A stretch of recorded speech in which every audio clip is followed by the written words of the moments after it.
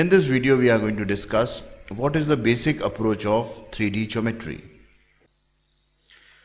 Okay, now we are going to study about what is the basic approach of 3D geometry. Okay, so to get an idea of the basic approach of 3D geometry, we consider that we have a room. And in this room, a chair is placed like this. And we have a point here. This point, we assume that this is equal to P. And we have to locate this point in this room. So what we require? So we require, first of all, a distance from this wall. Suppose this distance is equal to X. Okay. And suppose this wall is A and this opposite wall is A dash. So having calculated this distance X, we don't require the distance from A dash because we know the length, breadth of and the height of the room. So if this distance is X, so this will be equal to the length of the room minus X. So we don't require the distance from this opposite wall A dash. So the next distance which we require is this distance Y from this wall B. Okay, and again we don't require the distance from the opposite wall B dash. And the third distance which we require is the distance Z, that is from the ground or the floor. Again, we know the height of the room, so the distance from the floor or the ceiling means one and the same thing. So to locate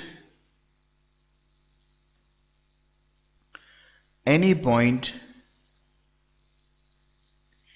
in a room,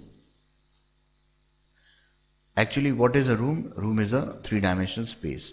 So we can generalize it as a three-dimensional space.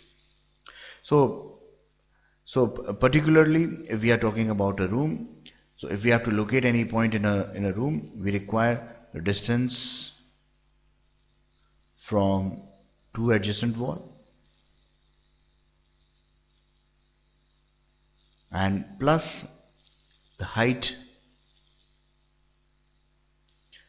from the ground. Okay, we require these two distances. Actually, these are three distances: the distance from two adjacent walls and the distance and the height from the ground. Suppose we write these three numbers as X, Y, Z.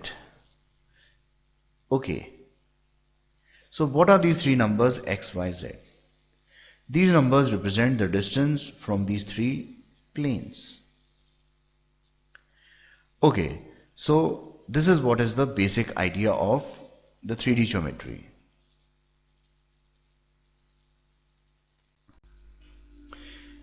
So in 3D geometry,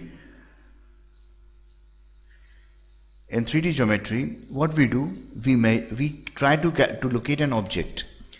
To locate an object, we calculate these three numbers X, Y, Z, which are actually the distance of the point from the three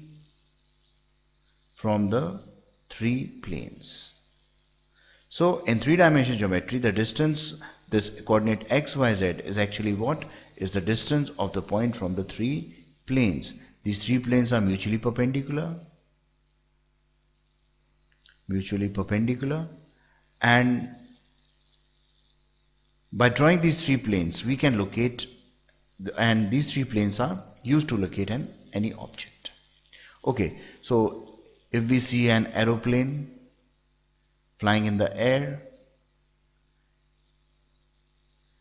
or an apple on the tree, and we wish to locate its position, so we are going to use this approach. This three-dimensional approach is used to locate the object in a three-dimensional space. Okay,